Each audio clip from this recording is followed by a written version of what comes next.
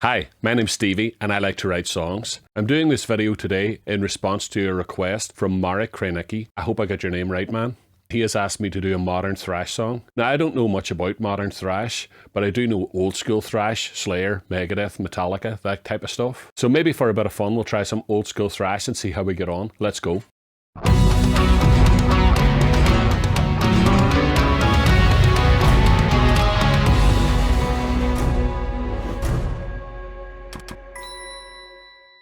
When I studied composition at university, one of the techniques that we were taught is the concept of pastiche. In pastiche, you try and identify all the characteristic, stylistic elements of an artist and try and reproduce them in your own work. So we look at rhythmic aspects, we look at tendencies towards harmony, we look at the types of harmonies, the types of timbres, the types of instruments. And in order to fully absorb that style, we produce a piece of work that is called a pastiche. That's what I'm going to try and do today. I'm thinking about the band Slayer. Slayer were my favourite band when I was a teenager. I've seen them live many times. So we'll start our pastiche by first of all thinking about who influences Slayer. What are the bands that came before Slayer that have had a profound effect on Slayer's sound? The first band that comes to mind when I listen to Slayer is Black Sabbath. I think there's a very clear aesthetic influence of Black Sabbath. A tendency towards flat 5 tritone notes, the devil's interval, as Black Sabbath like to call it. The way they like to dress and the subject matter of their songs,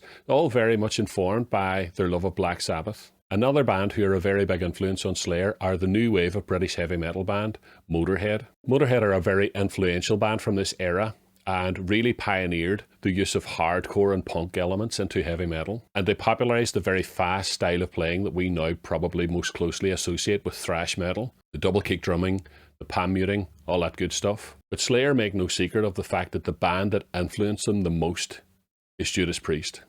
It's very clear to hear, particularly on the guitars, that Slayer like to construct riffs in a very similar way to Judas Priest. I'm thinking of some of the very famous Judas Priest ostinato riffs that have chromatic elements and sound very evil. I think this evilness is something that Slayer are very attracted to and want to reproduce in their music. So it's quite important for us to bear in mind these influences, Black Sabbath, Motorhead, Judas Priest, because understanding what influences the artist that you're trying to make a pastiche of will help you get to the core of what they're trying to do artistically in a more effective way. So the first thing I did in order to start writing this pastiche is listen to a lot of Slayer. I was particularly paying attention to the epic songs, the songs that are usually the name of the album, Rain and Blood, South of Heaven, Seasons in the Abyss, all these sort of slow burner, gradual build-up type songs. So the first thing that I noticed is that they like an evil sounding ostinato. And the way they make a song sound ambiguous and evil is by adding chromatic elements.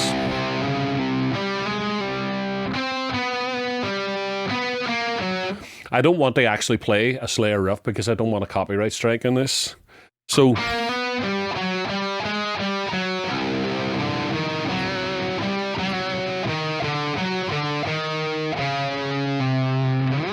you know, those types of chromatic things, and usually in a repeated pattern. This is something I do a lot when I'm writing songs. I try and imagine the song in my head and just follow it. Write the riff in my head, write the drum parts, write the vocals, and have an imaginary idea of the song. So I would literally just sit and and then try and come up with a lyrical idea that'll get the song started. And this is literally what I did with this song. So the whole start of the song, I have already mapped out in my mind and I know exactly how it's going to go. So what we have to do here is try and reproduce what I have in my imagination, get it recorded, and then from there start recording the rest of the song. So the intro is pretty much written already. How the drums are going to interact with the guitars, how the vocals are going to come in. It's pretty much stylistically quite close to something you'd expect to hear Slayer do. My main riff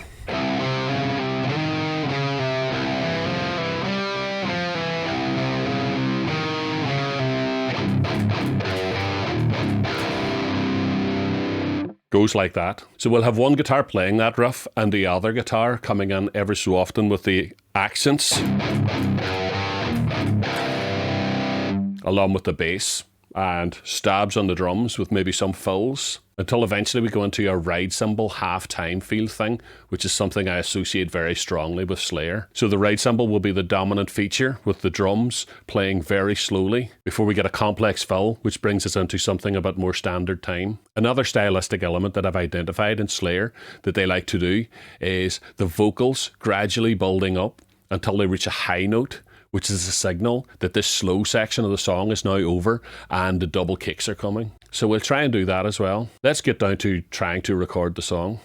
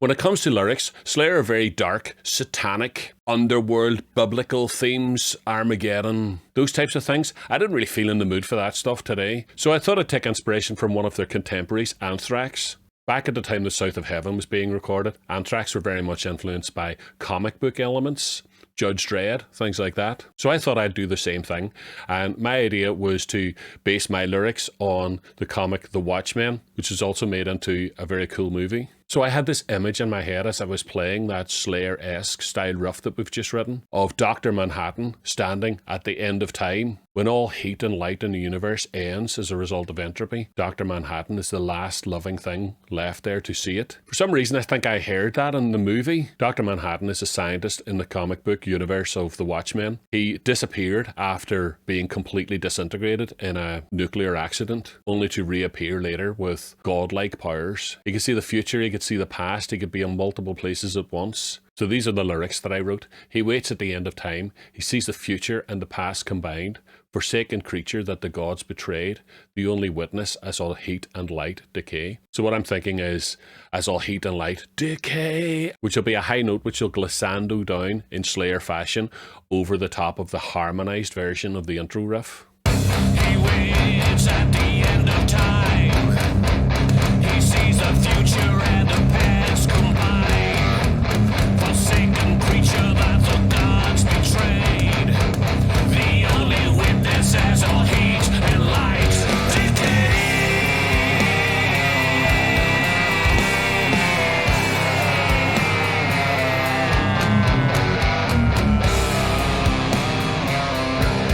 Right, so let's have a listen to where we are so far.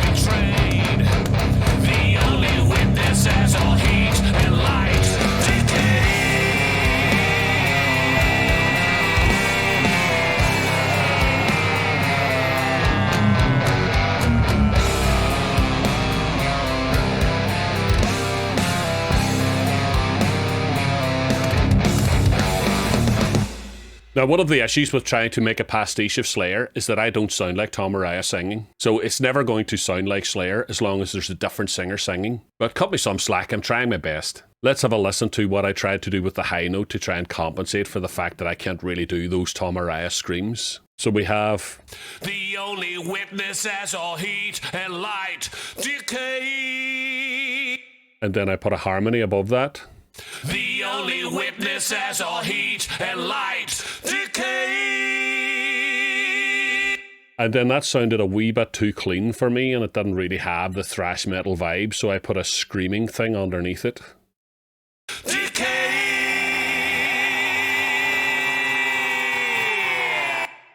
Now, I know that Slayer aren't really known for their use of effects, like delay and stuff, but I really strongly hear it here in this song. He waits at the end of time. Time.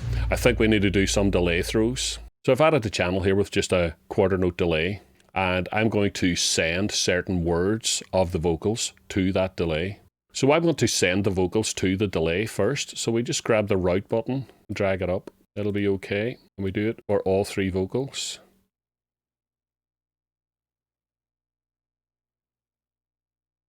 Now, what we currently have is that the delay is working all the time. He waits at the end of time. This is not what we want. We just want time, the last syllable of each phrase, to echo. So we're going to automate that. So if we go to automation, we can see delay throws volume.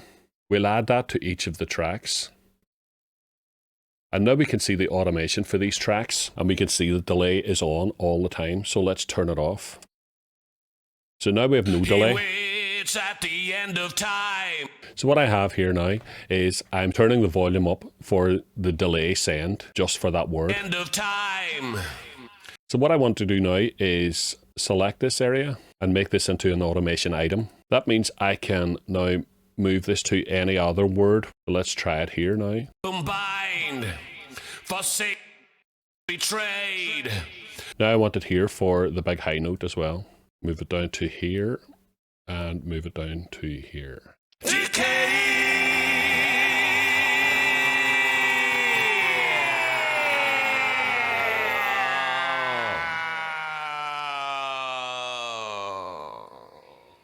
All right, so let's hear those delay throws in the track and see what we think. He waits at the end of time. He sees the future and the past combined.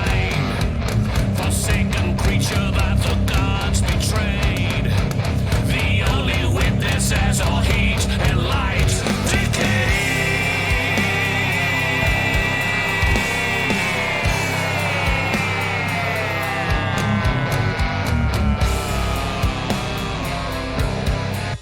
All right, cool. Now, when I'm using automation on a track, I don't like to see the automation lanes there all the time. I just like to use automation items and have nothing there when it's not being used.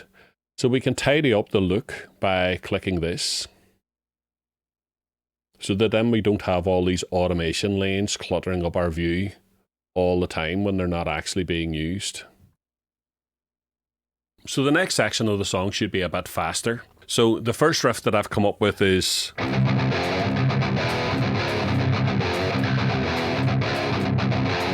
very typical Slayer affair. In these type of repeating riffs, it was very common in that era of thrash metal to have the first part of the verse on the low E, which in my case is drop C, and to have the second part of the verse in F sharp, which in my case is D. So let's do that. So the second part of the verse will be something like this.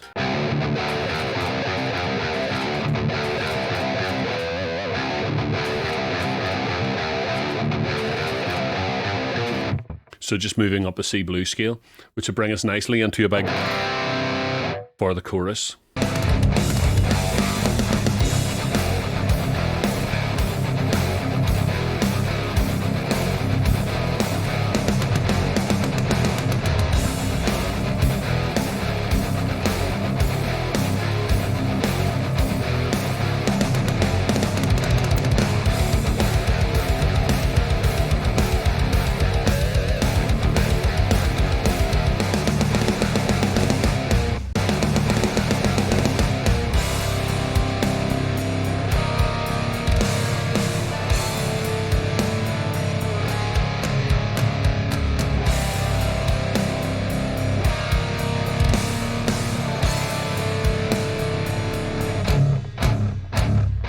There's an aesthetic in Slayer songs where they try to use a lot of multi-syllable words. They try to squeeze a lot of information into each phrase. I'm thinking of some of the songs where they actually use a lot of medical descriptions. It sometimes looks like when you're reading Slayer lyrics, they came straight out of a medical journal or a historical document. So I was trying to get a feel for this type of aesthetic of really complicated rapped lyrics just sang very quickly over the top of the riff. But when I started trying to write the song, I realized I didn't know as much about Dr. Manhattan and the universe of the Watchmen as I thought I did. I did what most people do. I looked it up on Wikipedia. So with Wikipedia open and a text document open, I simply went through and selected all the phrases that I thought sounded cool and would work in this Slayer song. So we have that the nuclear accident happened in Gila Flats Heights. He was doing an experiment into intrinsic field energy and he was taken apart atom by atom. So all these phrases, I gathered them all up and I had a list of phrases that I thought sounded good. And I started trying to put them together into sentences and phrases that would flow smoothly enough to get the type of sound that we wanted. So I have 2 couplets here of 4 lines for the verses. The first part will be the part that's in C and the second part will be the part that's in D. And then we'll go into the chorus. This world was never my concern. Cut me down and I'll return. Countdown to the doomsday clock. Reform myself in the aftershock. Now, according to Wikipedia, the last line that Dr. Manhattan says in the movie is "Nothing ever ends." So I thought that was quite cool, and we'll repeat "Nothing ever ends" 4 times as the actual simplified part of the chorus that brings us to the climax of the song before we go back round and do the whole thing again. Let's record this first, and then we'll look at the lyrics for the second verse.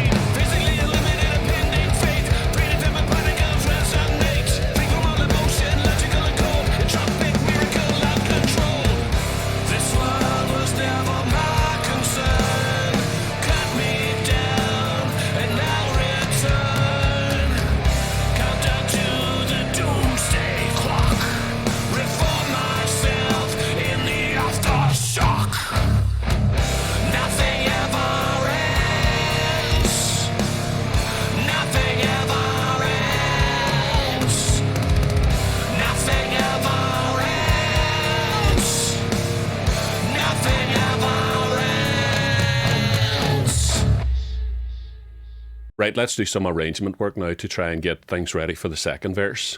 So when we finish this chorus, probably into here,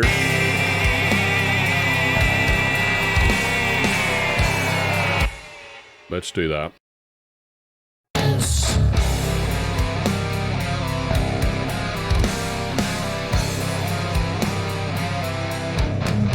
I want to go straight into the vocals after this rather than have the riff play around for a while.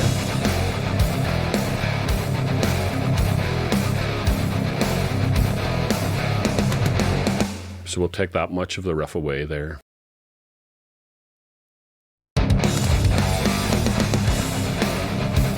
That should work. In most of the stories about Dr. Manhattan, the main theme, as he acclimatizes himself to his new superhuman powers, he gradually becomes less and less involved in mankind, in the human experience. He loses his own humanity over time and loses any care for what happens to humanity. This is also going to be the main theme of my song. So I found some more things on Wikipedia, went through the same process, put them all together into phrases, and made a pair of 4-line verses for the second verse. It took quite a bit of trial and error to work out how I was going to sing quickly enough to fit all these lines into the song.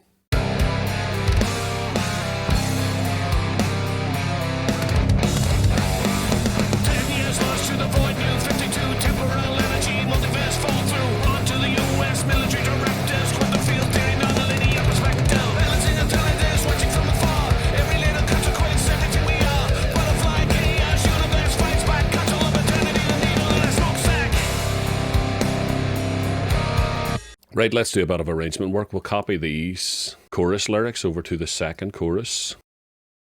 This world was never my concern. Cut me down and I'll return. Okay, so we have 2 verses and 2 choruses. Let's have a listen to the chorus 1 second, because something has just occurred to me. This world was never my concern. Cut me down and I'll return. Count down to the doomsday clock. Reform myself in the aftershock. Nothing ever ends. Nothing ever ends. Nothing ever ends. Nothing ever ends. Okay, so when the vocals thin out in the second half of the chorus, it sounds a bit boring. It needs something else. I need to add something else. And what I was thinking of was something like Seasons in the Abyss, where they do a clean riff. Let me get the guitar and I'll show you. It's this kind of riff that I'm thinking about.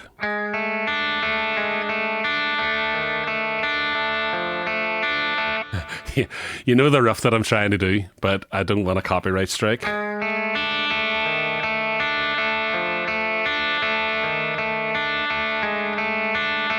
So, following our chords,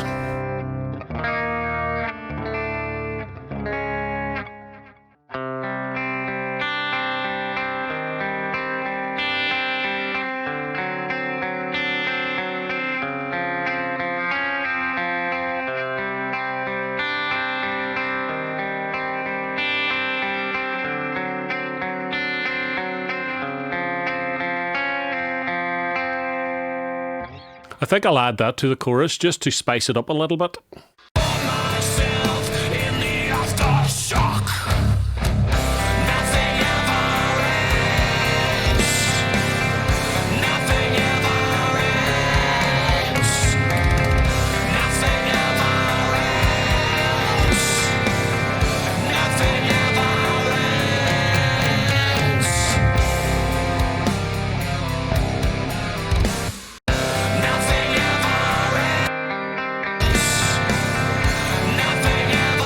Right, let's move that to the last chorus as well. Nothing ever ends. Nothing ever ends. Nothing ever ends. Nothing ever ends. You know what would be cool? To have a wee breakdown now before we go into the fast parts for the guitar solo. So maybe we'll repeat this.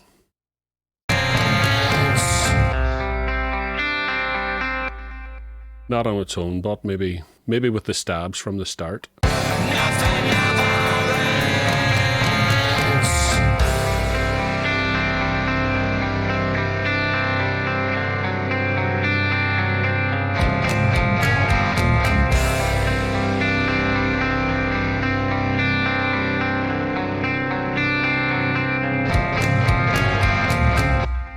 Okay, so I think we're ready for a change in pace in the song. So the first riff that I've come up with is an intro riff that'll bring us into the guitar solo. Something like this.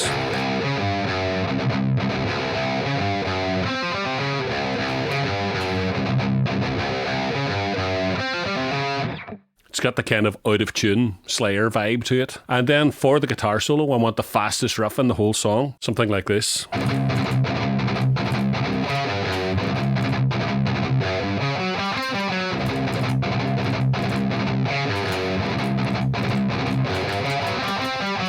So we'll repeat that riff about maybe 4 or 8 times and shred the bejesus out of it.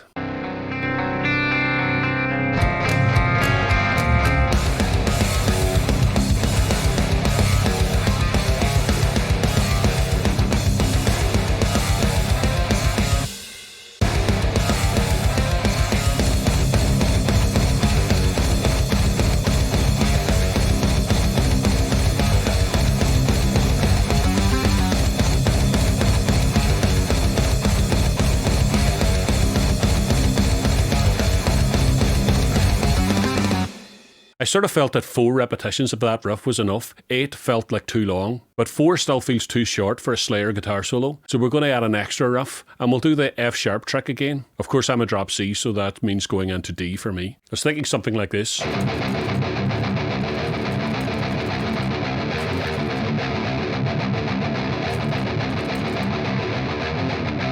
Let's try that.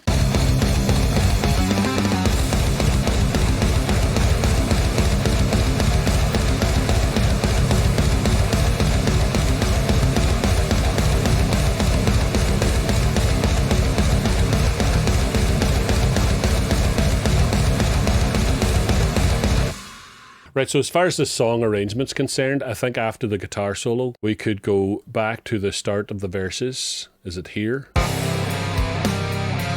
Yep, let's take that. And let's take the final chorus. So what happens now?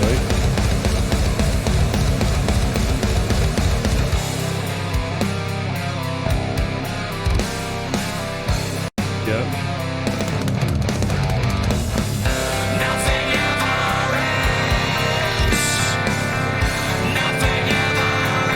I think that will be cool as well, if we take this section. So, when we come out of the last chorus.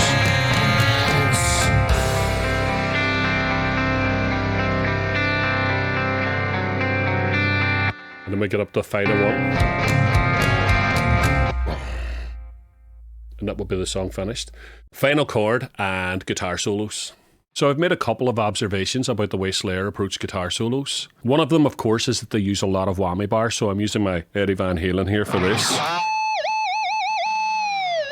There'll be a lot of that going on in the guitar solo. Another thing I notice is that they like to use symmetrical scales. Things like this, for example. I've seen these before. Eddie Van Halen uses them quite a lot.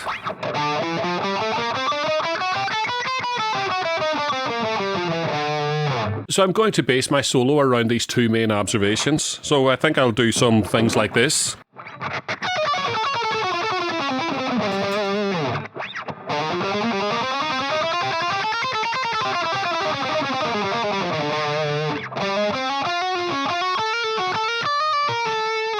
That's the type of things I'm going to do. Another thing is that there are two lead guitar players. In a typical Slayer guitar solo, they usually take turns and trade licks with each other. So I'll try and get that effect as well. I'll build a guitar solo up one phrase at a time.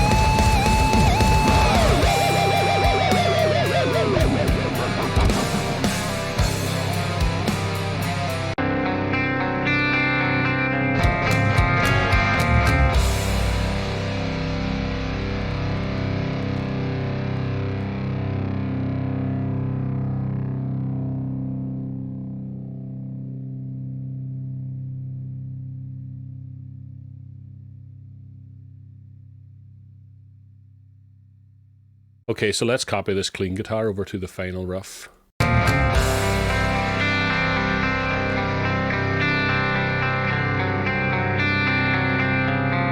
Alright, so I think we're ready for a reveal of the whole song. Let's listen to it from start to end.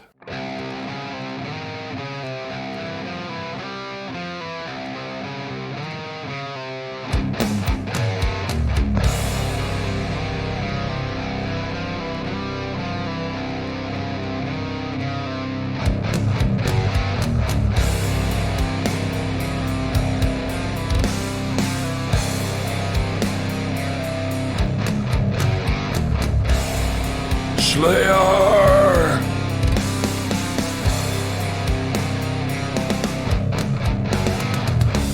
He waits at the end of time. He sees a future and a past combined. Forsaken creature that the gods betrayed. The only witness as all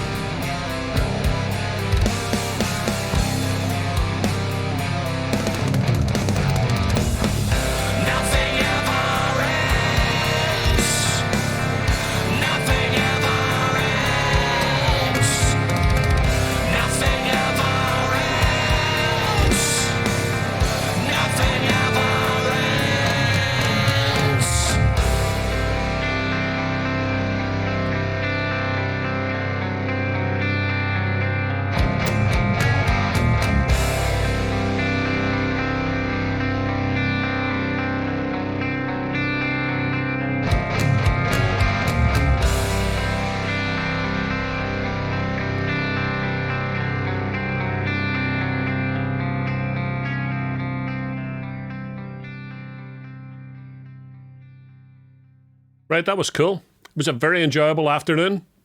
Slayer.